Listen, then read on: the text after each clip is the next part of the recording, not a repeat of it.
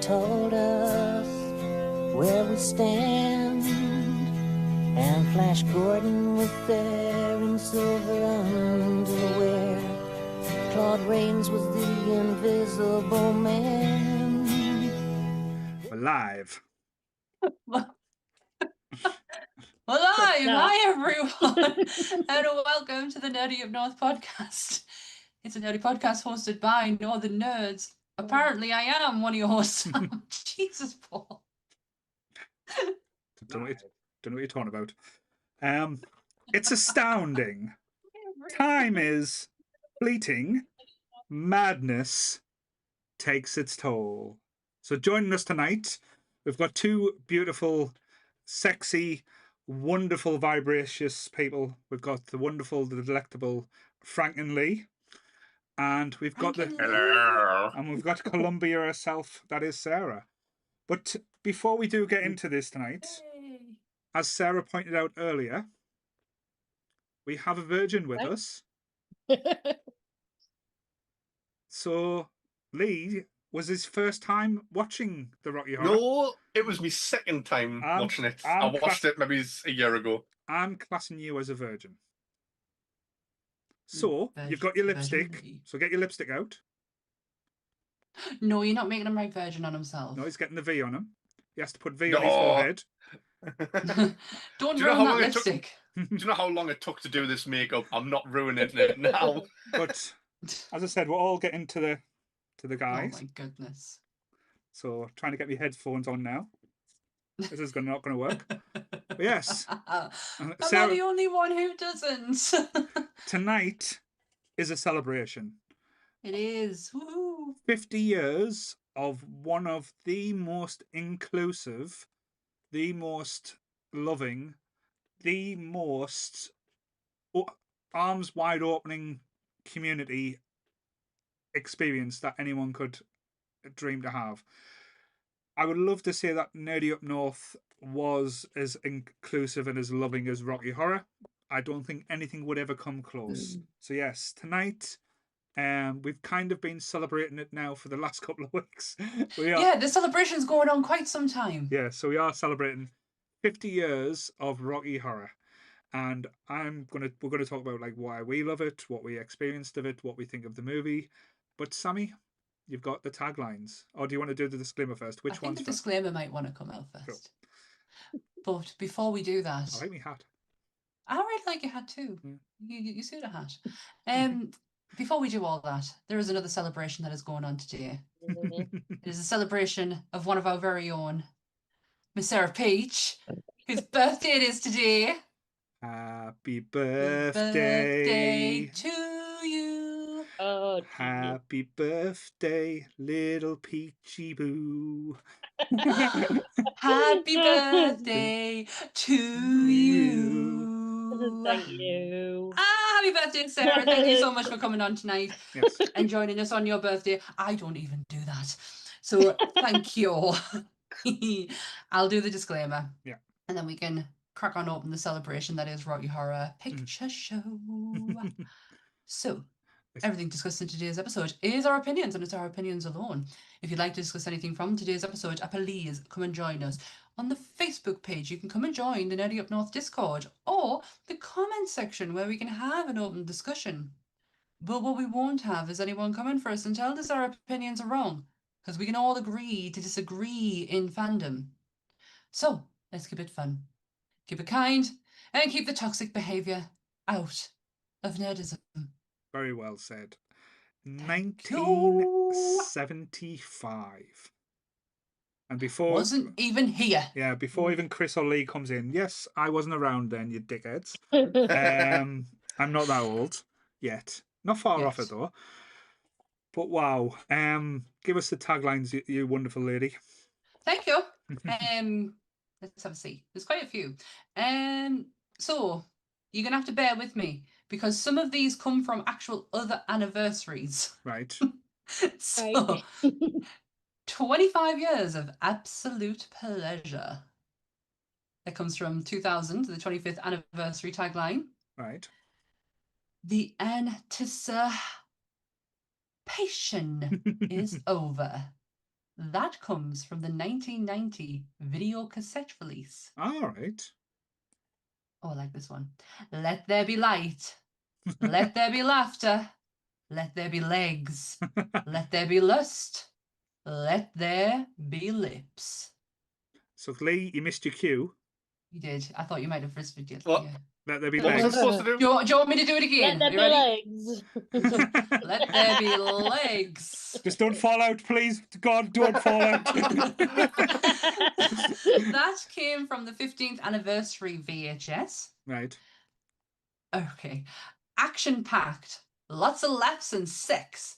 Gorgeous gals. Thrills and chills. Transylvanian parties. Romance. Oh god, the next one. You can clearly tell what this was rivaling when it came out. Right. A different set of jaws. Two big films about different types of lips. So yeah. Very different. Another kind of Rocky. Rocky. Rocky. He's the hero. That's right. Mm-hmm. The hero. I'm loving these, by the way. I've got 3 more. And probably the one that we all know the best, mm-hmm. and probably live by this, is don't dream it, be it. Love that one. And dreamt in your living room, be in the theatre. That was the 1990 15th anniversary video release. And the last one, a musical dream come true. Oh my. Damn that it, was from the Janet. UK quad poster. I will now make my face go darker. Yes. There we go. Sammy doesn't read. It's just a lie. It's all fictitious. But yes, me and Sammy's talked quite a lot about Rocky Horror the last couple of weeks. We've talked to some very important people in Rocky Horror and like probably Rocky Horror Future and Rocky Horror Past as well. We talked to the creator of Rocky Horror, which was an experience that will live with me for the rest of my life, I dare say. I'm quite interested to hear from Sarah. So I'm just leaving that little bit of anticipation there. Of her love, her experiences, like why Rocky Horror means as much to you. Because literally when we've talked about Rocky Horror, you've been on your bandwagon, you've been on everything to do with Rocky Horror. You have been flying that flag high. Mm-hmm. Why? Why? Tell us why. Why? I mean, if you've watched it, you know why. That's the basic start all and be all of it. It's got excitement, it's got dancing, it's got singing, it's got aliens, it's got a big castle in it. Mm-hmm.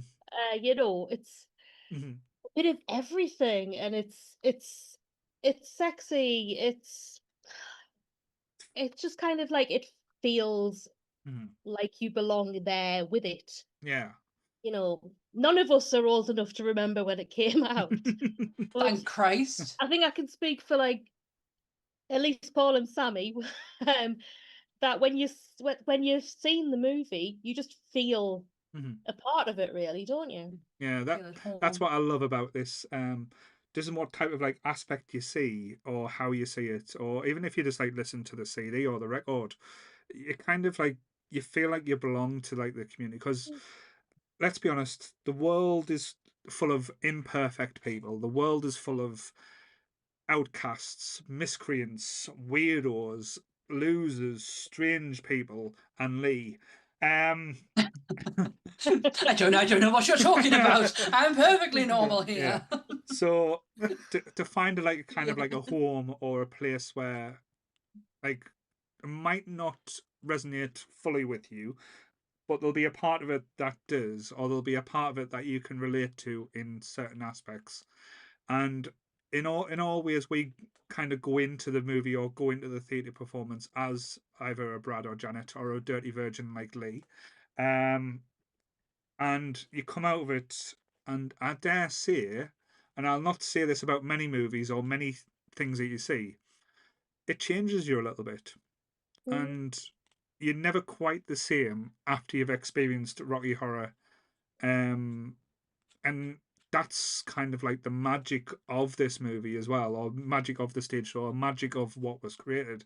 That this was just a bit of fun, a bit of like basically expressionism, of expressing something out that was taboo or kind of like avant-garde of its time. Yes, I'm using big words. I'm sophisticated. You've ruined it by pointing it out. You're doing so well. It's the hat. The hat is being changed. That's what it is. Yeah, it's the magic hat. But yeah, with Lee technically seen it twice, I'll let him off there. What? Because I know. Let's be honest here. You didn't dig this first of all, did you? No, I've had a strange journey with this movie. So I didn't really watch it when I was younger because it was just like I saw the video cassette cover and it was just like that hasn't even got Sylvester Stallone in. Like, oh, okay, that makes sense. And then as I got older, I really hate musicals. Mm-hmm. And I didn't watch this until about a year ago. Everyone in the Discord was going, "Oh, I know you haven't seen it. You have to watch it. It's like a rite of passage kind of thing." And I watched it, and I didn't get the vibe of it, because I went in like as someone that hates musicals, being like, "Nah, I'm not going to enjoy this." Mm-hmm. But then the other week, Paul was like, "Do you want to come on the Rocky Horror episode?" And it was like, I don't know if I'm the right person to ask. I'll give it another watch and try and view it from a different perspective. And I went in just looking to have a good time. And I actually really enjoyed it. And I was like tapping my feet along to all of the songs and having a little sing, especially with Time Warp, because everyone knows Time Warp, even if you haven't seen it. Proper singing me heart out to that, and it was a really good time. It's a proper I still school don't know disco song, isn't it? Oh, very much. The remix. I still don't understand the plot of the movie. Like, I have no idea. I don't think anyone do you need does, to? No, yeah, exactly. You don't. Yeah, you don't really need to. I think I requested you to come on. I think you and because I knew Sarah was always going to come on. I think friendships would have been lost if that didn't happen. But I'm sure I asked for loudest. We'll get her way. Yeah, I think I asked for you and Chris to come on. I was like, I'm intrigued. I want to know what the guys think about this. It's an interesting one as well, because this was the episode we thought we'll get as many people on as we can. And we did ask out and reach out. And for some reason or circumstances happening, like a lot of people couldn't get on this episode as well. Because it's with us being a community and like say, well, trying to be a community at times. This is probably the ultimate community movie as well, or music stage show, especially because I think it's coming back to Sunderland next year. I think January. So if we can, we will try and arrange something to where like people get together and go and see it together, because it's one of those movies or experiences that, again, you can go by yourself and you'll get an experience, but doing it in a group of people, group of friends, and just letting yourself go, letting all inhibitions, not saying have an orgy and stuff, but letting yourself not going now. Let yourself like kind of. You need to use that costume again. Become free. No, I'm not going out in public in this. Lee, can I just make a point? Right. The thing is, when this comes to Sunderland, there isn't a person without an outfit on. Like, seriously, one of the people I know from work, like a good few years ago now, he said that he mentioned that he was going the same night that I was, and his wife was getting dressed up and our sister was getting dressed up, and he went, "Oh, but I'm not getting dressed up. I'm not getting dressed up." And seriously, I saw him outside and he was the only person without an outfit, and he stuck out like a sore thumb. It made him the center of attention. So I would dress in something else, but I'm not going out the house in fishnet stockings. I'm already self-conscious right now because the chat's really quiet and I'm just assuming people are coming in and going, "Oh, fuck, I hate Russell Brand," and then clicking off. There's our monetization gone because we said the R word. I don't get dressed up when I go. No. But the idea of dressing up to me just gives me major anxiety. So I'd rather not. Yeah. I've been to so many in my life, and I have not dressed up for any one of them. Can't do it. Can't bring myself to do it. But I love seeing everyone else dressed up. And it is Also, a that's your complete. normal clothes, is it, Sammy? Yeah. What's your point? Sorry, I can't see anything. I can't criticize anyone now. I'm only joking. I'm sorry. And Sammy stopped me from making you put an L on your head, a V on your head as well. Remember that? Oh yeah, sorry. Okay. Because I was going to get forceful. No, yeah, I dress like I live in that castle anyway, so I don't need to do Well, there any you more. go. There you go. But yeah, I mean, my cousin wasn't a big fan of the idea of dressing up and walking around Sunderland when we took her for our first experience of the live show. So what she did was just put some black trousers on, a white shirt, a black jacket, and just put a little sparkly bow tie on. Oh, that's so cute. And all I of a like sudden, that. she was a Transylvanian. Oh, I love that. Well, the last time I went was about 2 years ago, and I became everyone's corsetry, because I'm the only person who knows how to lace a corset up properly. Because that's what I used to do. I love back in my goth days, I loved a corset, and I obviously had to learn how to crisscross it up properly. I think I did it on Emma's Hendo as well. I just spent the majority of the time and basically these lasses just having not realizing that when I loosen it, they loosen too. So things were coming out where they shouldn't be in the middle of town. I was like, we're going to have to get this done quickly. Yeah. If anyone needs a corset done, Rocky Horror, I will gladly lace you all up. But that's as far as I will go. So what's your favourite song? I know it's going to be a hard one to answer this one. So actually, I know it. So we'll go with Sammy with a jumping in straight away. Which your favourite song? Oh, sorry, okay. You sang it to us when I came on earlier on. Oh, what I wasn't singing. What are you talking about? Shut up. I hadn't even said hello to you, and all I got was you singing Eddie's Teddy. But it wasn't, it was Sammy's Teddy. Oh, when Sammy said she didn't like a teddy, you knew she was a no good kid. Didn't even get a hello, I just got that. Yes, Eddie's Teddy. I love that song so much. It's so much fun. Dr. Scott's little things like, Andy dude. it's the whole lead up to it, because you get Dr. Scott, who clearly has some tendencies going on there with his very, very thick German accent, which he's trying to hide very cleverly. And I actually, just to backtrack a second, I rewatched this for the first time movie-wise in years after we did the Linus interview. And it was, I think I said this before, it was like watching a whole different film. It was like watching it all over again. Yeah. I there was so much that I'd missed from it, and this scene particularly, I was like, oh good God, it's the Texas Chainsaw Massacre. Yeah. How have I never seen this before? It's horrendous. Like, why? I didn't realize how graphic it was when they lift off the cloth on the table as well. This is how much I have watched. I have seen this film so many times I can't count. It's been in my life for as long as I can remember. But I didn't know why he was there. I never understood what Eddie's part was in the whole dynamic. And I never really thought to ask either. Yeah. I just went, oh, okay, Eddie's there. It wasn't until I was watching it the other day and I was like, oh my God, half of Eddie's brain is Rocky. He is, and yeah, so these whole revelations are happening while I'm watching this film. I know I've just totally steamrolled your question. That's fine. Don't worry. Like I say, there's a lot of things looking to digest there, but yeah, I'll come back to a few of the points because there's some things I want to talk about with that. Yeah. What about you, Lee? What was your favourite song? It's easy. Time Warp. Time Warp. Why Time Warp though? I don't. It's just so energetic, like in the middle, and I love. Can you demonstrate us the Time Warp for us, please? I'd love Richard O'Brien's voice in it at the beginning as well. It's astounding. Time is fleeting. Like, it's amazing how much he can change his voice. Like the different. I remember. Yeah.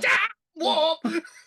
There's that, and then there's obviously science fiction is sung by him, which is just, for years I had no idea that was him who was doing it. I was 100% convinced it was Patricia Quinn. So yeah, he's got such a amazing range in his voice. Time Warp shows off all of it. Yeah, I think Patricia King sang it on the stage I think. Yes. And it's faster on the stage as well. Yeah. It's not as slowed down as what it is on the film. What about you, Sarah? I mean, kind of, yeah, I absolutely love science fiction. It's the one I automatically go to sing when, like, somebody asks us to sing something from Rocky Horror. And I love the cleverness of putting all the other movies in it. But when I'm actually sitting down and listening to what's being said, I think I'm Going Home's my favourite. I've got a whole new different, like, I think we'll talk about it with Linus. When you listen to it now, it hits differently to when you listen to it as a kid, because when you're younger, you don't get the meaning or the presence of a lot of the things. No. It's just like, this is a good rock and roll song. I love it. It's upbeat. It's fun. Going Home hits so many different notes and hits home a little bit more where you're not expecting. But yeah, it's just how I think Tim Curry plays that as well. Yeah. He's so vulnerable. So vulnerable. And the fact that he like kind of washes his whole eye makeup away, it's like, because makeup can become a mask, and the mask is like totally getting taken away, and you're just seeing the real, the real Frank-N-Furter. Because this is at a point in the movie where you have a lot of sympathy for him. You've not had it the entire film until this very, very second. And the song that's before this one, I can never remember what it's called. Rose Tint My World. Yes. It's a brilliant. Oh, I love that song so much. No, Eddie's Teddy will always be my favorite, but that kind of comes in a close second, and it's all to do with Brad singing. Yeah. Sorry, I was always distracted because of the nipples in that scene as well. Yes. There's a lot of nipples flying about. Yes, something I did know not. what song you mean now. But bearing in mind, when I was watching this, I was watching it on my mother's television, and I can barely fucking see that. I could still see Nell's fucking nipples while that was going on. But it's Barry Boswick's range, and I didn't realize how high, like, and in perfect tune he could get as well. That song's so good, so good. Yeah. My favorite, I think I was talking about, was Hot Patootie, Bless My Soul. Just that was my first I know this is gonna sound weird. That was my first time hearing a Meatloaf song or Meatloaf singing as well. Wow. Oh, I grew up with him. I got dragged up on him. Like I think I said, I watched this when I was way too young, like to understand any of the connotations or anything that was going on. I think my auntie used to fast forward, touch me, touch me, touch me. I want to be touched for reasons, even though like watching it now, I probably pause that bit more than I've fast forward. Creature of the night. I love that bit. But there's something like when you've got like Meatloaf and you can tell he's just performing the absolute shit and having so much fun as well, and he suits being on like this badass motorcycle. And as Sammy said, I didn't realize when I was younger that the scar on his head was because he'd removed part of his brain. And you find out like the different relationships Frank-N-Furter's had, like going back and like causing so many problems of heartaches and issues as well. That's again, the songs hit a little bit differently or hit a little bit more as well. But I think one of the reasons as well is Columbia's performance as well, how excited and crazy, like nuts she gets when Eddie's coming out as well. Because like when I was younger, I was always a Magenta girl. Like I fell in love with her, and still like literally is defined every girl I found. Like I just want to be Patricia Quinn when I grow up. But yeah, Hot Patootie. But one of the things that I like wanted to talk about as well. You mentioned it with the interview with Richard, and you mentioned it just when you were talking about your favorite songs. Is the influences in this movie? Now, you being one of the hosts of the top-rated Monsters Up North podcast, this should be, like, say, a Monsters episode in a way, because even though it's a musical and it's got comedy in, it is one of the greatest horror movies. And as you said, it's got all the different elements. It's got all the different references from Frankenstein, Texas Chainsaw Massacre, Plan 9 from Outer Space. Like literally anything that you can think of is thrown at this one. Even a little bit like I would say even Psycho at the start, when the funeral at the wedding and they're going through the graveyard as well. I got It's Night No, it's Night of the Living Dead. Oh no, That that's the whole- thing. But I still get like, and then you get the castle. But I got like I say, it's very like quite a bit of Hitchcock vibes from it as well. Oh no, I get what you mean. I get a lot of Night of the Living Dead. I can see we're coming to get you, Barbara. I see that going on there. Yeah, the influence in this movie is just crazy. And when we talked about with Richard, I knew he was gonna reference B movies. I never thought he was gonna say The Blob. Yeah. That was such a moment for me because for monsters, The Blob has been the thing that kind of keeps coming back. Our whole, I don't want to say passion, but everything after so we started season 2 with Bela Lugosi, and the next episode after that was The Blob, and we did it as a double feature. And up until then, we had no idea of what we were going to do at all. That episode changed the whole trajectory of the whole series, and everything we do kind of comes back to The Blob. This when I spoke with Kira and Jimmy, Kira's dad was the special effects makeup artist on The Blob. So it's kind of like, it's all in the minute he mentioned it in the interview, I was like, I know he's talking about the Steve McQueen one, but oh my gosh, like I lost inside, my mind was like breaking. So you're saying The And I Blob got defines Monsters Up North now? It does. It really, and Dan will agree with me on that.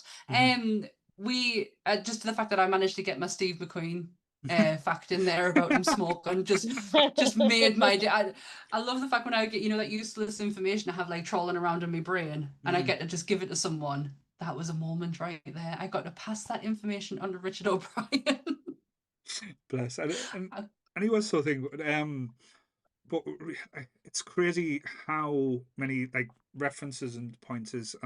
Again, Frankenstein is probably the big one as well. What type of vibe like were you getting from it, Lee, with it being kind of going through new eyes, like kind of way? Like I know you said you didn't experience it properly the first time, and when you sat and We'll just ignore the first one. Yeah. We'll ignore the first one. What kind of vibe? You always get better the second time. I heard, Lee. What kind of vibe did I get from the whole movie? Yeah, what did you think you got from it? It's one of the weirdest films I've ever seen, but not in a bad way. Yeah. I wouldn't say I could classify the genre of this film because it's got a bit of everything. It's got a bit of horror, comedy, romance. It's I don't know. I don't understand anything about my feelings to do with this movie. I don't understand the movie itself, but it is a good time. It is a good time. But are you glad you watched it a second time, Lee? The what? Sorry. Are you glad you watched it a second time? I am really glad I watched it a second time. I'm really happy to hear that you went in with it with a bit more of an open mind this time. Yeah. But you've been doing a lot of B movies within Grumps. Did you not feel a bit at home with it? Like this is miles better than anything Chris has ever picked. I'm gonna Birdemic, man. Oh, Lee, that was honestly, that's probably one of my top moments from you is watching you flip your shit over that film. But I just thought with like the B movies that you've been doing, you might have seen some kind of like, I'm not saying similarities, but certainly some influence. I don't know, because it didn't feel like a B movie. Like it still has. It feels like it's got a good budget to it. Like for the time that it was made. Yeah. Like back in '75, this looks like £1 million an expensive movie. Was it? I'm not sure. I might have made that up. I haven't done any research on this. I just wanted to, hence the reason why I'm talking so much shit. But I just wanted to come in with, I'm just going to check that out. Keep talking. I'm doing Paul's way. Feelings. There's a lot of things confuse us about this movie, though. Like, why are like Dr. Frank-N-Furter and Riff Raff at the wedding at the beginning? Well, they're not really. Not them. 1.5. So it's not 1.5. Are they just playing extras? Yeah. Or something. Basically. What you've got to remember is this is also it's taken from a stage show and turned into a film, and it's kind of they're not really there. It's just right. I was thinking like I imagine like Easter egg. I was imagining like internet like forums will be like, oh, Brad and Janet are actually like they crashed the car and they're in a coma and they've dreamt this whole thing and that's why those people are there or something. And I mean, you could have an argument for it because it is Yeah. very strange, like how it all just seems to come together. And you know, Brad and That Janet is a might bit- have hit their head in the car, and Yeah, it's a bit more rational than, like, say, some space age alien from the planet the Transylvania. way that Richard described it though, when he was like, "And who give these aliens this transporter? And what were they thinking?" But The- Oh, go on, well, sorry. I loved where Richard thought about explained it as well, because most, like, alien movies or B movie horror films, when it comes to aliens coming to Earth, it's like, why would they travel so far in the world to blow it up? When it's basically Frank-N-Furter has traveled so far just to fuck everything that's going. I like that message in a way, even though it's quite like sweet. It's like, Hang on. Are you telling me that Frank-N-Furter is an early version of Commander Shepard from Mass Effect? yes. Oh, he's just Kip from Futurama as well. Oh no, what's he called? Not Kip. What's he called? Oh, Zach. Zach Brannigan. I just assumed that he wanted to. He wants to make the perfect person, Yeah. and every time he goes in, they clearly have some human fault. I'm being a bit too real here, but they have they somehow have a human fault because you know humanity will always have some flaw. It's never going to be perfect, and he just can't understand that. Yeah. So he has to then keep going for the next person and the next one and the next one till he gets Rocky. Yeah. But in each of those relationships, he's gone in 110%. Mm-hmm. He's Yeah. just not ended at 110%. He's just not ended it well No, at all, ever. no. It's But he's a genius, remember? Yes. he is absolutely beautiful in this He's movie as well. honestly Like, stunning. Absolutely fucking stunning. I think I said this to Paul, and I can't remember if I actually said it on one of the interviews, but what I noticed more than anything in the last watch I did, how much he talks to the camera. yeah. He is literally walking you through this film every step. Every moment he has an opportunity, that fourth wall is broken. And you don't. I have never picked up on that before until I was really fucking paying attention. It's clever as well because you're getting two people doing that in this movie, because you get the narrator and then you get Frank-N-Furter. Which you expect. Yeah, then you get Frank-N-Furter giving you the little nods, and I like it that it's not so overly done. It's not like Deadpool style where he turns and like says something directly to the camera. It's more like he's walking you through and he's like looks. He gives you that look. Yeah, and again, that could be either mistakenly as an acting error or because this was Tim Curry's first ever movie. This was where This is mind blowing. this is basically he came Yeah, it's from like it's one of those moments. Yeah, he came from stage, and it's very unheard of as well. Like getting something that's going from stage to movie, to get the same cast or keep the majority of the cast. And again, if you look at the Richard interview as well, when he was talking about like the Transylvanians, them were just people who they were friends with who wanted to have a good time and be part of it. It wasn't like so they just went out and just picked up and just went to town with it. I'm going to talk a little bit. Even imagine them like looking at Tim Curry and going, "Nah, he's not good enough for this role, though." Like, there's no way that even came into anyone's head. So yeah, there is this movie would not be what it is today if not for Tim's performance. Certainly. Well, that's exactly what Linus said. He said there's an argument there that this movie doesn't succeed if he's not in it. Yeah. And just going to give a little bit of a spoiler here as well, because as I said, Strange Journey, the story of Rocky Horror comes out the pictures like in certain cinemas next month, where a few of us have been lucky to see this documentary as well. And one of the highlights for me, and again, take this as whichever way you wanted, I was really worried that when they were going to interview Tim Curry, just because everyone knows what's happened to him. He's been very unwell. I think he's had he's had a really bad strokes. He was at the For Love of Horror a few years ago, and again, not to say it was done in bad taste, but some of the photographs, it was worrying. So when you know he's going to be interviewed, you're kind of sitting back and expecting the worst. And he's still got that spark. He's still there. He's still engaging. He's still I can't say the word. Charismatic is running through, and he's telling the story of how he got how he was going to portray Frank-N-Furter, because originally he was going to play him as German. He was going to do a German accent, Frank-N-Furter, Well, that makes sense. and it wouldn't have been the same kind of performance.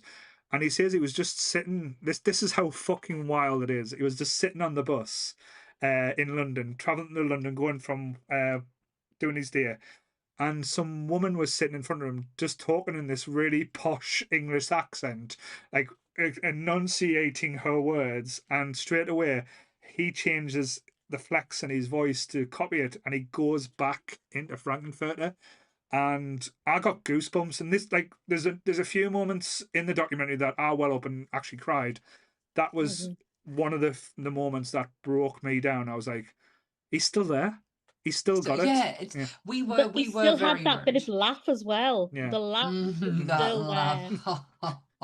Yes, that laugh. Yeah, we were really worried because we'd obviously seen the photographs from The Love of Horror, and it just looked a little bit upsetting, and you didn't know how really to take it. And I even the first thing I messaged Paul, and I just went, "Oh my god, that is not what I was expecting." Yeah. And I don't know what I was expecting. Yeah. But yeah, listening to him talk with such clarity and conviction, the conviction behind it as well. Oh, it was. We both just went, I feel okay now. Yeah. We no longer need to be sad.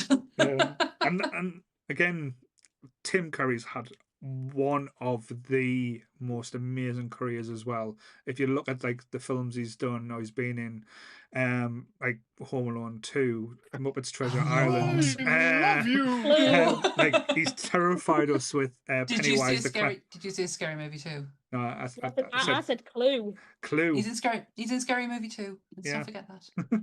Clue is Clue is probably his third best performance. What do you think? I mean, don't get us wrong. I love Clue. I think Clue is an absolutely phenomenal film. It's fine. What's wrong? I think she's getting attacked by minions. Oh, you having your feather boa pulled? Well, I've got one just screaming behind me. Oh, that's okay. Bless. Just call them little Transylvanians coming to torment you. Before just to speak about the Transylvanians just for a quick second, did anyone remember the rumor that Lisa Riley was actually part of the cast? Yeah. Thank you, Sarah. Thank you. She's not. It's not her. I know exactly which one you mean as well. Yeah. Lisa Riley from Emmerdale. Yes, There was a long-standing She's not old enough for that. No, but there was a long-standing rumor. I don't think people, when it comes to this movie, I don't think people realize how long it's been out for. Yeah. So when it comes out, everyone's just like, oh, it's just something that's come out now. They don't put a time on it because it is completely timeless. And I always remember that running rumor that Lisa Riley was part of the Transylvanians, and I'm like, she fucking isn't. If Christopher Biggins is young in this, she is fetal. Like, she is not here. Is that the one that's meant to be feeding Christopher Biggins at some point? I think because there's some awkward little like interactions with the Transylvanians. She's a larger lady with black hair. Christopher Biggins. Yeah. Yes. Is he in this movie? Yeah. Yeah, he's part of the Transylvanians. What? He's still. I maybe didn't recognize him because this is like 1975. Yeah, he wasn't grey and old. He was black hair, but when you go back and watch it, you can see the Biggins. You can clearly who see did that he is play? him. When the Transylvanians, when the party goes. Yeah. I'm gonna have to watch again. At the Full of a Horror, when they had the big reunion, like when everyone was there, apart from Susan Sarandon, he was part of the crew. He kind of like came with them. He still holds a huge flag for this film, like and the whole Rocky experience. And I love the fact that they let him be a part of that. Yeah. And there's so many good things, and I'm sorry because I know Lee hasn't seen the documentary as well, so I do apologize by talking about it so much, but it's all right. There's so many good things. Like, it's so positive, and that's probably the way it comes across, because when we talked to Richard about like did he have any worries about the documentary, he said no, because of Linus's involvement, and he knew it was going to be in safe hands, because you could have tried to rake up dirt, you could have tried to rake up like bad things, or this happened, or this thing, but they would have focused on the wrong thing. Yeah. They would have focused on the wrong message. And to be honest, it's already in there. Richard talked about it himself. He said that at the time when he wrote this, it was in certain places it was illegal to be gay. There was experiments being put onto people like who were gay. Sorry, I'm trying to use my words very carefully. Mm. And it would have been the wrong message because the right one is already in there. Yeah. Does that make sense? If No, I just no, made it is, and I loved during the documentary as well, like when it showed everything growing and the the midnight showings, and then the performances where you had the like the people performing as long with the movie as well, and you had these people who were talking about their experiences, saying they were in New York or during the height of the AIDS epidemic, and says the fact that they were doing Rocky Horror and not going off doing other things that could have it's in a way saved their lives to a degree, and that meant more than just the love, and there's a warmth from it as well, Yeah. such a warm feeling, and there's not many times where you get warm and fuzzies, and when Richard even there's a few times they keep going back to Richard in the studio where he's playing on the guitar. I know, we joke to them saying you should release an album, but it is a thing to hear. There's very few things that you listen and think, oh, it doesn't sound as right or doesn't sound as good. It just lit the screen up. Oh, it was absolutely stunning. It's if that's all we get, then that's all we get. Yeah. And that's enough because it was just beautiful to hear it. But he did explain that he hasn't got the capacity anymore to be able to play guitar for that length of time. Mhm. Age is a bitch, and Mhm. it's certainly caught up to him in some ways. But them performances are the ones that you're in the documentary regardless. You completely suck it into it, but there's whole deeper level of in it when he starts singing, because the music's everything's all slowed down and you can actually hear it, and it's just I can't put it enough I can't put it into words how it can actually make you feel when you listen to it, because you've got to experience it yourself. Very much so. So to get the weird questions out of the way, because I know, fine fact, we're going to get some weird answers with these ones. If you were going to cast yourself in the Rocky Horror, who would you play, or who you think you would give the best performance as? So we'll go with Mr. Legs himself, Frank and Lee. Well, I tell you what, you cast you, then we get to cast you. All right, okay, I like that idea better. See, that's why we're a team. Teamwork. Teamwork, making the dream work. There's probably two people I think I could play now. I would love to play Eddie. I think I would rock that, or Dr. Scott. Dr. Scott. I could see you as Dr. Scott. It's because of the beard, isn't it? You beardists. Well, come on, we said with Lee, who would you cast yourself as? Oh, I feel really bad saying this because nobody else should ever play this role, but Dr. Frank-N-Furter, because I would go all out in it. You would, wouldn't you? And you know what? I think that's who I would cast you as well, because I know you would give it 110%. You would literally do your homework on this. Yeah. I wouldn't, because I don't want Russell Brand playing Frank-N-Furter. I think Lee would. I think Lee would be interesting as. I think you would be interesting as Riff Raff. I think you would be, because you've got the creepy. You can be a bit creepy as well. So you see, I had Lee as Frank, and Chris is Riff Raff. Yes, that's exactly what I was going to say. Chris as Riff Raff. Oh, I've got Chris as Rocky. But I would have cast Paul as Eddie as well, though. Definitely coming in on the motorbike. I believe in rock and roll. I've got it. So Frank is Lee, Chris is Riff Raff, and Phoebes is Magenta. Who would? That's so good. Who's Sarah? Sarah. Oh, I think. Well, Sarah, who would you cast yourself as? I would have done Magenta for science fiction. But I'd be happy to just do the usherette side of things and let Phoebes take the main one.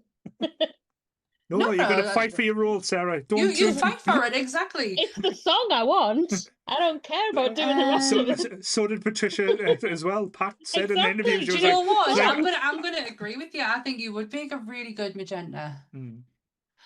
I I'd think also Columbia give- is a bit too. I don't know. Like it might be. Oh, she's not me, really. No, she's not. No. See, I'm going to flip it up. I'd also be willing to give it a go as a gender swapped Eddie. No, I think that would work. Oh yes. And again, to be the gender swap, I think Phoebe would be amazing Frank-N-Furter. Oh yes. Mm-hmm. She's really tall as well, so she'd like tower Be over quite everybody. imposing. That would be, yes. Mm-hmm. I think Becca would be a good Eddie as well. I think Becca would make a good Eddie. Okay. What about you, Sammy? That's what I'm thinking. That's me. Okay, I'm thinking because I'm like, it's going to be my turn now. I went Janet. I ain't no Janet. I ain't no Brad. playing Janet. Oh my. Oh. Actually, if I'm going to be completely truly and utterly honest with myself, I would fight for the role of Magenta. But you probably get Columbia. I'm not that crazy though. I'm Yes, not. oh, fuck off! I've seen you full cray. I've seen you. You have that nut side. I've seen you. I've seen you hungry and angry. So. Oh, that's true. Yeah, that's true. There's that, and then there's Drunk Sam, which only a couple of people have actually seen. Lee's seen it. Paul's seen it. Okay. We'll say Columbia. Even though I would never wear a wardrobe in a million fucking years. It's too bright. It's too sparkly. I'm gonna cast Antha as the narrator. Yeah. He looks up with his glasses. He's sorry, Antha's getting new glasses. Actually, the narrator job doesn't sound like a bad thing, you know. No. I quite like the idea of the narrator, but I also like the idea of singing science fiction. I think that's probably one of the best. It is the go-to song to sing. If you are singing from Rocky Horror, you are starting with science fiction. And I do like the fact that you get to put Archeo in there. I automatically do it. Every time you say Claude Rains in Monsters, I automatically sing it. Oh. It happened then you must have been singing it a fucking lot in the early days because I took it happened a lot more than you would think. You must have been singing it a lot because I used to bring them up all the time. I barely mention them now. Oh, Claude, I'm so sorry. So if we were going to just staying on the casting side as well, like taking us and our friends out of it, if they were going to remake Rocky now, which I know they've tried many a times, like if we're going to do it properly, who would you think would work in today's? Today, okay. Let's have a today. So let's start with each character. So we'll go with Brad. We'll start with Brad. So I think Brad's an easy one. I'm going to pick one person that I think would be a very interesting choice. Go on. Tom I've Holland. got someone in mind. That's who was in my head. No, he's too baby faced. That's the thing. I was thinking Patrick Wilson. Patrick Wilson's got a hell of a singing voice. He was a stage actor as well. Let's not forget that. He's a theatre trained stage actor, singer. Sarah's gone. Don't do that. Yeah. You just disappeared. I only turned around. I know, but you disappear. I think Tom Holland's such a baby, though. I think that's why it works because he's got the innocent. Point. You want someone really innocent and naive to be. But you see, we've already had it from the lip sync battle as well. So when he did Umbrella, that's a good flip at the end to show you what could be. I'm still not convinced. Do you have an opinion, Lee? Instead of just longing for Chris? I can't think of anyone to play Brad. I just feel like Brad's very generic in this movie. He's so ordinary, isn't he? Yeah, you could get anyone to play him and it wouldn't matter. Hugh Grant? No, actually. Hugh Grant for someone else. I've got an idea for you. Oh no, let's not. Let's do a movie that does not have Hugh Grant in it. I don't know. I want more movies with Hugh Grant after Hereditary. No. Sorry. We can't have Paul's Rocky Horror Picture Show where it's like Nicolas Cage is Dr. Frank-N-Furter. Oh Chris no, has that'd just be so said good. Danny DeVito for the whole cast. No. Yes. No, sorry, I got completely mixed up with my people there. Hugh Grant's fine. Yeah. Whatever you want to do with Hugh Grant, that's totally fine. I was thinking of somebody else. Right. Hugh Laurie, were you thinking of something? No, that would have been hilarious. Who played Wolverine again? Hugh Jackman. Yeah, let's just not have let's not have Hugh Jackman in this. Okay. You could have Jackman fine. as Rocky, but No. all right. So the consensus: are we happy with Tom Holland as Brad? Well, that's 2 against me because Lee clearly doesn't have an opinion on it. So yeah, Tom Holland. So Janet Weiss. Vice. Weiss. Well, Right. Well, if you're gonna go for Tom Holland, no, you kind of go Zendaya. No. I've got another Gwen Stacy for you. Emma Stone. Emma Stone. Or go Hermione, Emma Watson. Oh, fuck no. You wanted to be interesting. Like, Janet's got something about her. Jesus Christ. Emma Watson, this bear could act better than Emma Watson could. You go, Keba, you sit down there. Oh, Chris has made a good suggestion for Brad. What's he called? Alan Richardson, who plays Reacher. All right. Have an all-American beefcake. I would put him as Rocky. Yeah, he's Rocky. Yeah, there's Rocky. Yeah. We've got, so I'd say Tom Holland as Brad, Alan Richmond as Rocky. I think, yeah, that's. Oh, do you know what? I know she's not an actress, but for some reason I love her look is very Americana. Sabrina Carpenter as Janet. All right. She's very Americana-y looking. Like she's got like I think Sabrina Carpenter would be quite interesting as Janet. Yeah, so I think we're ganged up for you, Brad. So we'll give you Janet. So it's Thanks. I'm happy with that one. So now Riff Raff. Oh, Rami Malek. Oh, interesting. Now there's an that interesting is quite one. interesting. I've just thought of me, He Eddie. pulls off that quite creepy look, and he's done Freddie Mercury, so he can do all the like sort of like stage move kind of stuff and singing. I quite like that. I actually really like that. I really like that. I'm going with Lee. Right. My vote's for Lee. No, I'm with you on that one. Cool. So Rami Malek as Riff Raff. So Magenta. That's a hard one. That's what she said. Hey. Well, do you know what the first imagery that came into my mind, and this is possibly because I have literally just finished season 2 of Wednesday, but Catherine Zeta-Jones. I'm going to go different. Similar but different. Christina Ricci. Oh. Either her as Magenta or Columbia. I'd probably say I'm more of a Columbia. More of a Columbia, I would say, for her. Right. Yeah, I would definitely say more of a Columbia. Magenta is... Christina Ricci doesn't have the frame to pull off Magenta. Magenta's quite... I know, but Elvira's... We're going to pick Elvira again. Oh, come on. Fuck it. I'm not going to be thinking... I mean... I'm happy to pick Elvira for Magenta. No, take Catherine Zeta-Jones out. Again, I'm literally just picturing that because of Wednesday. I like Elvira, actually, now I've said it. Cassandra Peterson. I'd be half tempted to put Elvira in as Frank, to be honest. I actually have a Frank that I think used to might like. Right. I'll come to it in a second because now I'm racking my brains. I like the idea of Cassandra Peterson, but it's just I don't know. There's got to be this. Can we put a pin in Magenta for a second? We'll leave Magenta for a second. Yeah. So I know there's only one person that can play Eddie. Yeah, I know what you're going to say. Can we all say it at the same time? 1, 2, 3. Jack Black. Jack Black. Yes, it's exactly who I was thinking of. Yeah. That was probably the easiest pick. Can I throw me Frank at you? Yeah. And And I want you to take into account that this man is a fucking amazing singer, amazing performer, Michael C. Hall.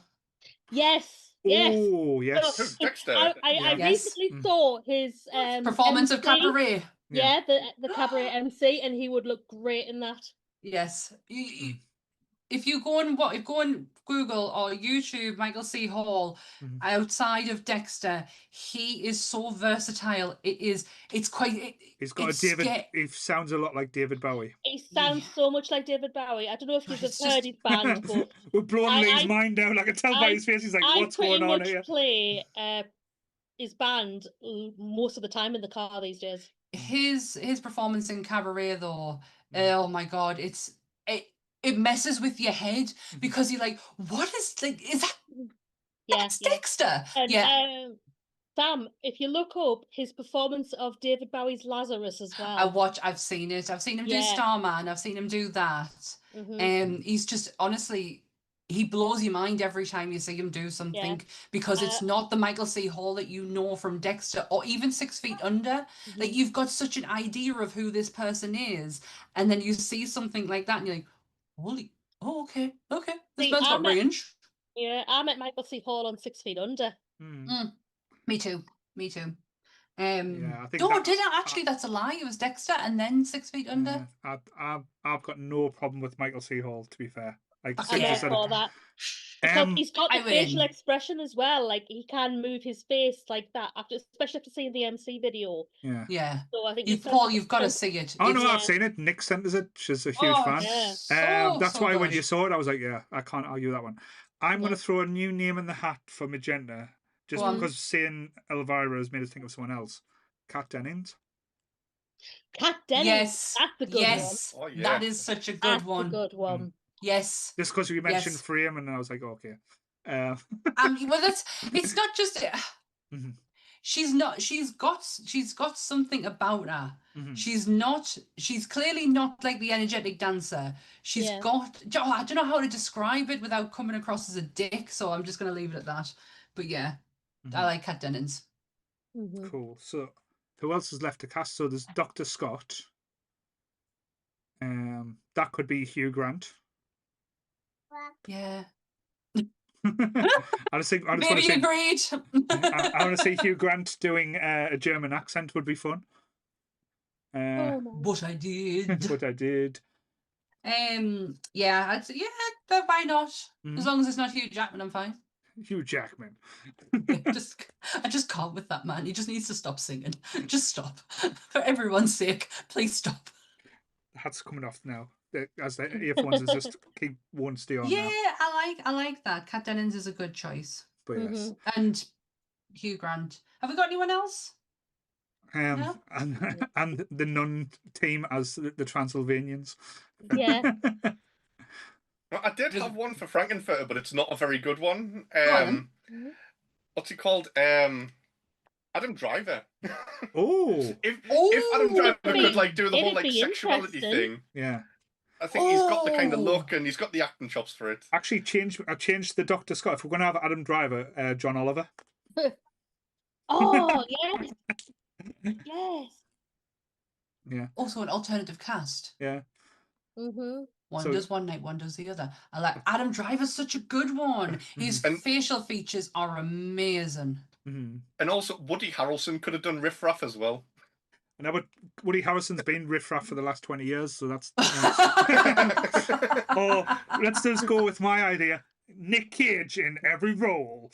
Nick Cage as Frank-N-Furter. Nick Cage as Riff Raff. Nick Cage as Rocky. Yeah. Yeah. Sorry, that's my Nick Cage impression. Oh, that was fun. That's hard work. That's hard to think of. Do you know what gets you is when you're trying to think of current actors and you're like, I'm living in the past still, man. I'm like, I can barely get out of the 80s sometimes. I do not envy casting directors. Well, to be fair, they get sent all the different tapes and stuff and people and things, so it'll probably be an easier job than we've just made it. Oh, Chris. What's your one? Tilda Swinton as Frank-N-Furter. She's not big enough. I like her, but I'd rather have Tilda Swinton as Riff Raff. that works to me better than Oh! I know the gender swap could be interesting, but I don't think she has the. I'm not. Don't get us wrong. I love Tilda Swinton. She has not got the presence of a Tim Curry. Oh, okay. I like that. Mhm. Do you know, it's annoying sometimes having to come on these podcasts and watch these like older films Mhm. because of the cast, where it's like, oh my god, like Susan Sarandon was like absolutely stunning back in the day, or like, oh, Meryl Streep, wow, and it's like now it's like, oh, have you got any celebrity crushes? And it's like, oh, hi, Susan Sarandon. It's like, mate, she's 80. I'll say I that still though. watch. There was I think I sent Sammy a picture. There was a picture released of Susan Sarandon only a few weeks ago. Fuck me. She's beautiful. Oh, I Still still got it. watch. Yeah. Yeah. Oh yeah. Yeah. I still watch. Definitely. Yeah. There's something she's what I found really great about the documentary is the people that he got to get like Yeah. to do it, and the fact that she was there. You sometimes worry with someone who's so A-list as she is that has this now become beneath her, you know, oh, it's just something I started with kind of thing, and it gets thrown to the side. Not the case at all.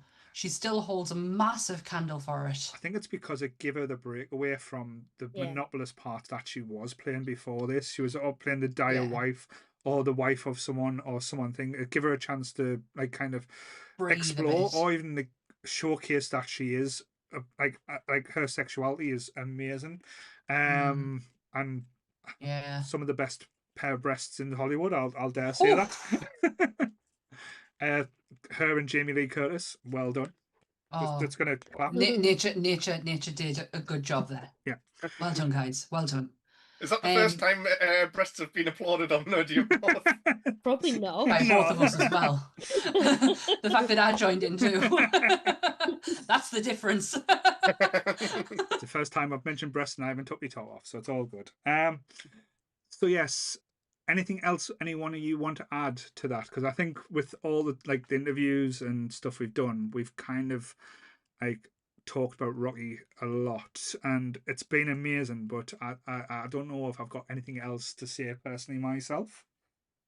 Go on, Sarah. Yeah. I don't know. Go on, go on. You're the I newbie. was Go just- on. There is.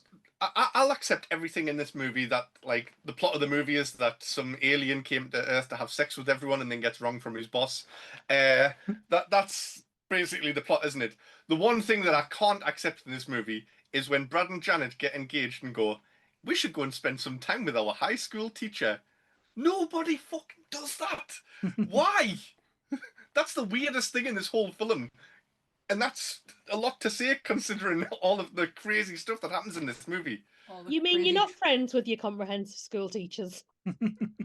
My school teachers wouldn't be seen dead with us, I don't think. They hated me. Did you leave that much of a lasting impression? Yeah. Yeah. I mean, look at you today.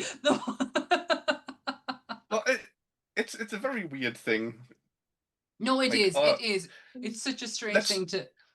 Don't want to party with our friends and celebrate our engagement. Let's go and see the But scientist from do you the not school. think it's really weird that Brad actually proposed on someone else's wedding? Yes. Yeah, that is weird. How rude. That's always weird. Yeah. I hate the beginning bit where, yeah, Betty's gonna make a really great housewife. Oh, I could have punched his face in. Think of the time, think of the place. I know, and that's what he meant to feel like, and I get that. But yeah, no, I get what you mean. Yeah. But it's a movie. It's a movie. And we need to make it move and get Brad and Janet to the house. And how do we know that Dr. Scott didn't experiment on Brad and try to make him the perfect meal? And isn't it such a coincidence that their high school teacher also knows Frank-N-Furter and his nephew is Eddie? Yeah. Massive coincidence. America's I can let a her small laugh, knitted place. There's not. Just think, someone actually wrote that. What about you, Sarah? What have you got to add? I was just gonna go back to the live show for a minute and wondered like, I'm assuming that because it's only the second time you've seen the movie, you haven't seen the live, surely. But No. has there been anything from the times you have seen it, Paul and Sammy, that like have really stuck out for you? I'm scared to say it because I got told off by Linus when I mentioned it. Just when like I love how everyone kind of gets into it and kind of like even some of the characters break and like need to reassess because in that moment you're like in this most ridiculous situation. Like, if anyone's seen the stage show, the bed scene where Frank-N-Furter is basically going around bed hopping with the different people, but how they do it in the stage show is different to the movie. You see it through silhouette in the movie, and the stage show you see it like the bed actually comes up standing up, and you see Janet there, and they're both in the bed, and it's just hilarious. And seeing Frank-N-Furter break, because it's the most ridiculous situation you could ever be in, like, personally, and it kind of like brings them in, like brings you into the performance a little bit as well, because it's like, oh, they're enjoying it as much as I am, but I know that experience. But just having, like, last time I saw it with Christopher Biggins as the narrator was a special moment. That was quite like, because he's like quite flirtatious, and like he's very much like got what this was for. Yeah. But yeah, like, going from seeing it the first time to, like, say the 10th time, you see new things, you see different things, but it's the people you go with, the people that you see, the people when you're in the bar and you're seeing everyone having a laugh, and it's that kind of like experience that always means a little more. It's like the community aspect, and maybe that's like why I'm like always been trying to be a community with Nerdy Up North, rather than just saying, oh, it's me and Sammy against the world. I always wanted to be us versus the world and everyone versus the world, because I think community makes things stronger. Okay. How the fuck do I top that? My brain did get a bit carried away there when you were talking about, like, the bed scene, and I started imagining so you're going, you'll get a scene in January. In the movie, it's just a silhouette, but then on the stage show, and I'm just imagining the Always Sunny crew going, full penetration. Gay man. Oh, you'll get to see it all in January, Lee, because you're coming with us. I've seen this probably younger than what I should have been going to see this at live shows. One of my Frank-N-Furters was Anthony Stewart Head. Another was Jason Donovan. And then there's few I generally have never heard of before, and I didn't care. It wasn't. We're not going to see Rocky for who's playing who. We're going there for a really, really fun night out. I've seen it through its transformation from interactive into now not interactive.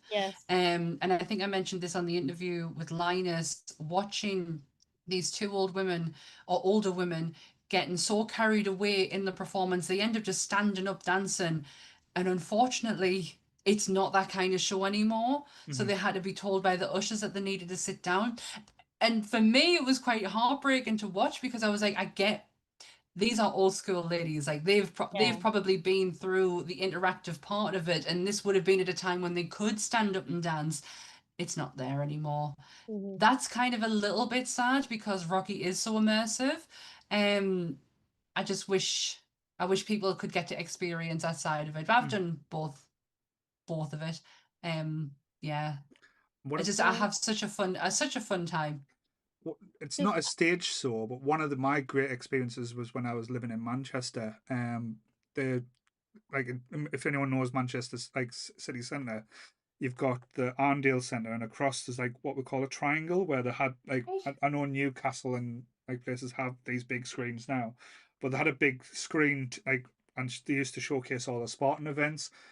And New Year's Eve, they had Rocky Horror playing at midnight in Manchester city centre, and seeing people like sitting there, and it was raining, it was horrible, but it was absolutely hilarious seeing everyone just getting into the spirit and dancing and having a hoot around. That again, that lives with me. It's just like seeing people who you could walk past or sit in the bus and not even like kind of realize it, look like the most unassuming, boring people in the world, and then they're standing next to it, and you've got Lee looking like Russell Brand, which is again, Lee, can you show the people your tattoo?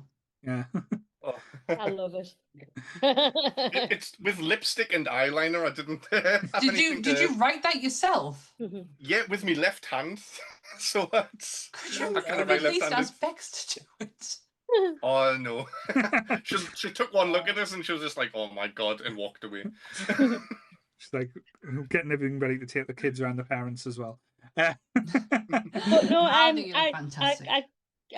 I was a little bit sad to hear Linus say that in the interview about the ad-libbing bit, because there's one memory I've got of the live show, which I'm so upset I can't remember who played Frank in this one, but it was the tour that had Ridian, Right. the Welsh guy Oh my from the god, Singing Thing, I went to as that one. Rocky, Mm-hmm.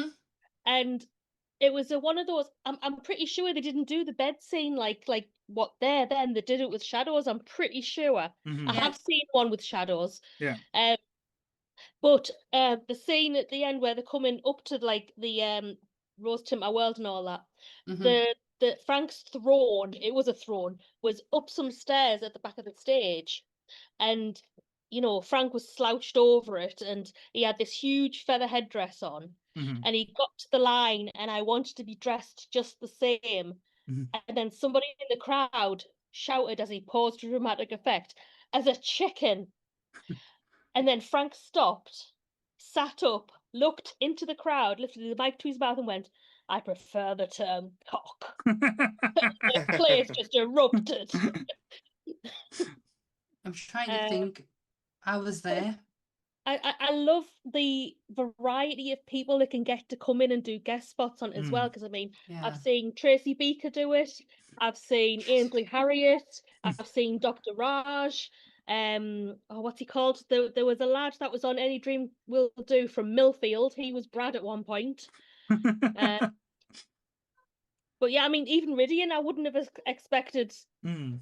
He's not a Rocky. Like, I didn't go in going, he's going to be a great Rocky. Yeah. But I don't like to prejudge. I was just kind of like, I'll go in with an open mind. Yeah. He was really good as Rocky. I'll give him credit where credit's due. He was really good. I often find it hard when, especially with something that's gone like what I will watch from movie to theatre and not the other way around. I often find it hard to separate my movie cast to the theatre.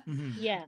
I have a tendency of finding that difficult. I did that with Hamilton, so I only know Hamilton from the original cast from the Disney show, and then when I went to see it in the Sunderland, I'm like, you're kind of not well around it. And by the end of it, I stopped thinking like that. But it does take us a little bit of time to like distance myself from that. Yeah, I think Rocky's a bit different because, as you said, Sammy, you're not going for the performance. You're going for the experience. Yeah, the overall experience. And it's one of those things, again, I know I touched on it before. This has been regurgitated, retried. Even Glee did a fucking Rocky Horror episode, which wasn't that bad. It wasn't that bad. No.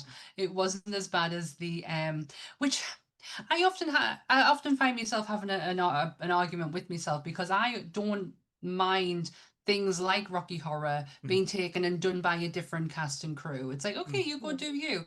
But I could not get behind the one with Laverne Cox. Yeah, no, that was it was too polished. That was way too polished. Yeah, that's it. That's exactly what it is. I just could not get behind it, and nothing against Laverne Cox at all. I just couldn't. There was something not sitting right.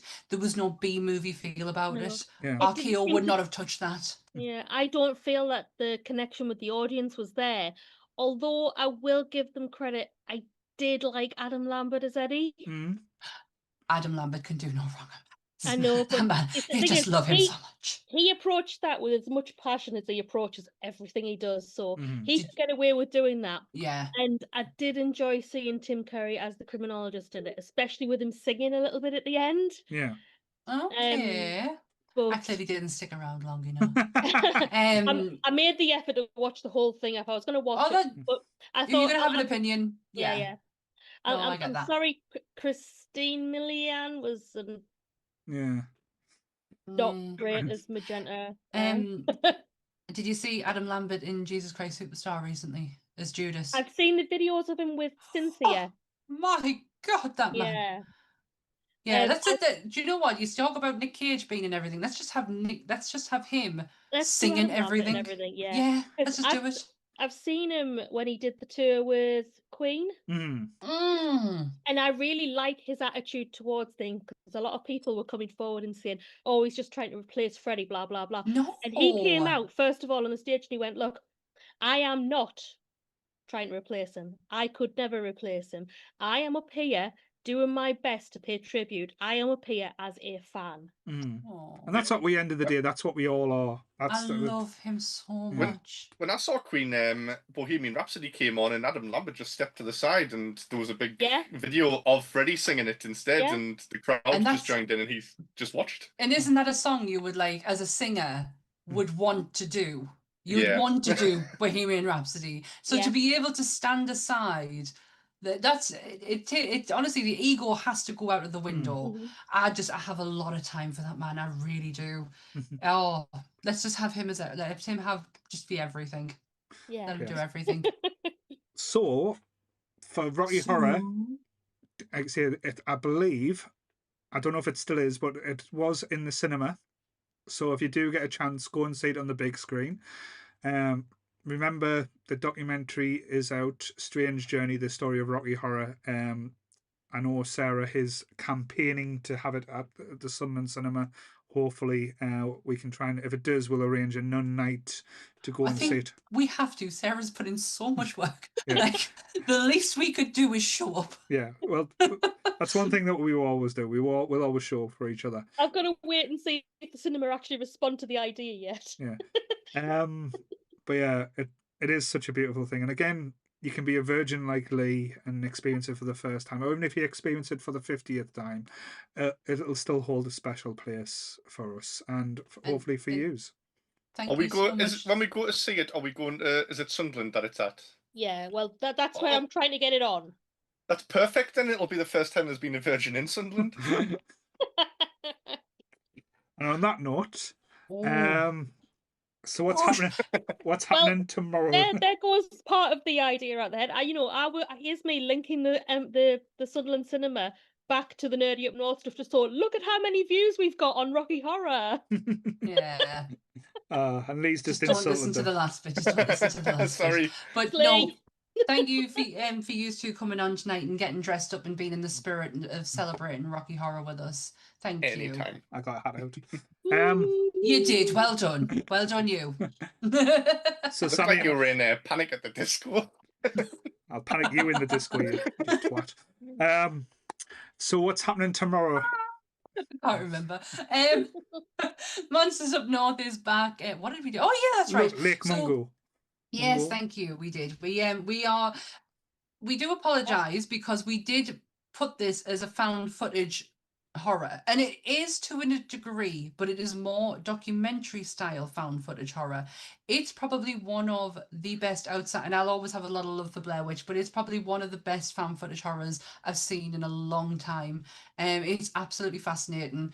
The episode is brilliantly broken down, so that is available tomorrow at 10 o'clock over on the Nerdy Up North YouTube channel.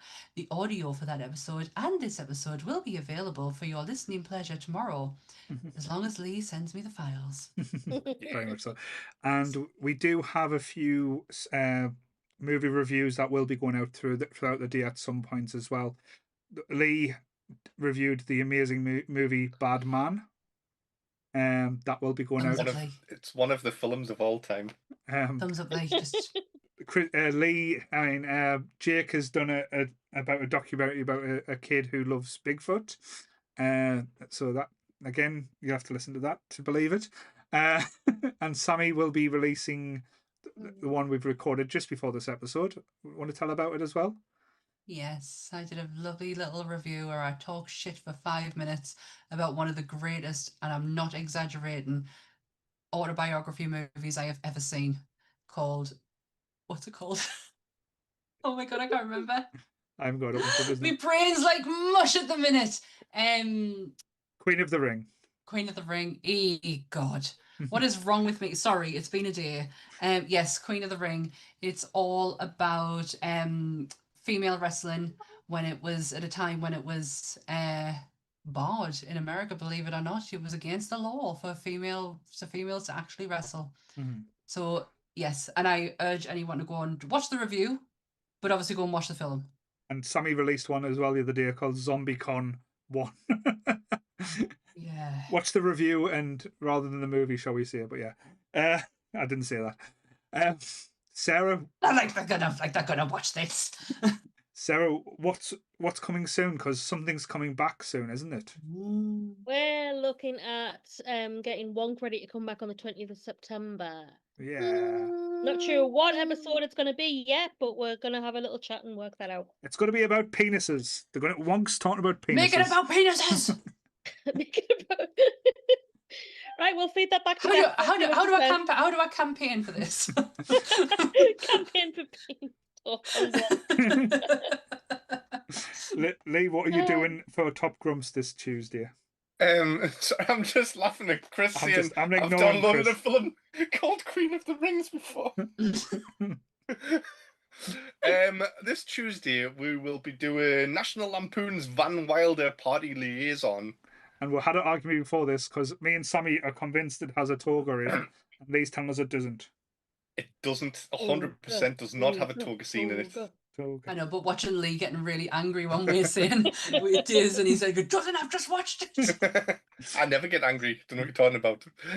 I don't back down though either. Ask and even if I'm wrong and I know I'm wrong, I still won't back down. I still will argue with it.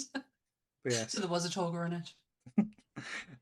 Also on Saturday, the countdown to Doomsday continues. It actually ends the Infinity Saga with Endgame. With Endgame. Doo-doo. Yeah.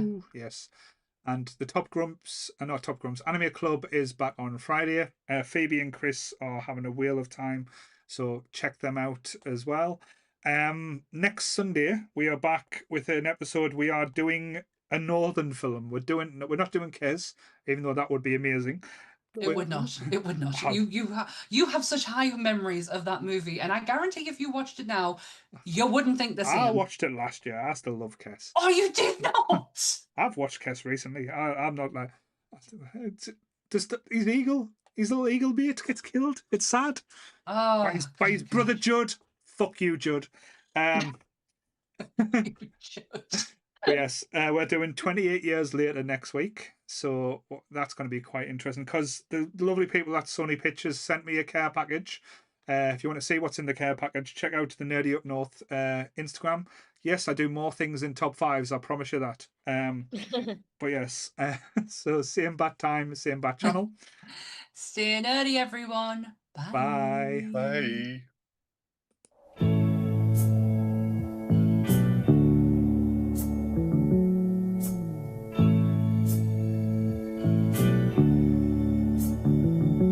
Michael Rennie was there the day the earth stood still, but he told us